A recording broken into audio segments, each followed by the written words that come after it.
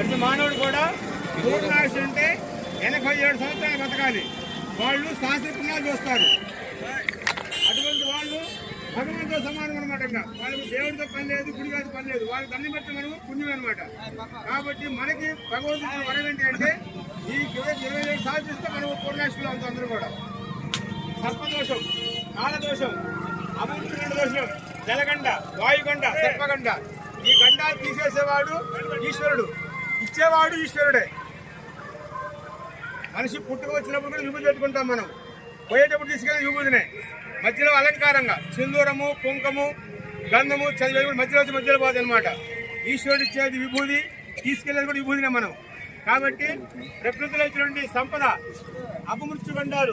ఈరోజు చనిపోతాడు మనిషి అన్న తర్వాత డిక్లేర్ చేసిన తర్వాత కూడా ఈ విభూతి రాసామంటే వాడు ఆయుష్గా తిరుగుతాడు అనమాట.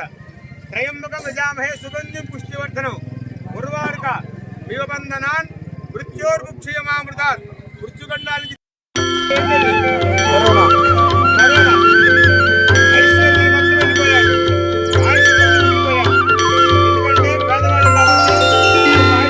ప్రభుం ప్రాణనాథం విభుం విశ్వనాథం జగన్నాథనాథం సదానందభాజం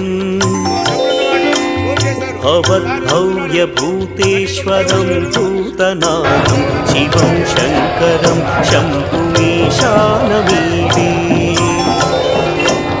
గణేరుండమాలం తనౌ సర్పజాలం మహాకాలకాలం గణేశాదిపాలం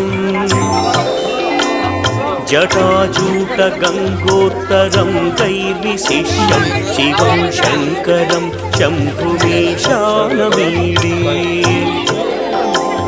ముదామాకరం మండలం మండయంతం మహామండలం భస్మభూషాధరంతం అనా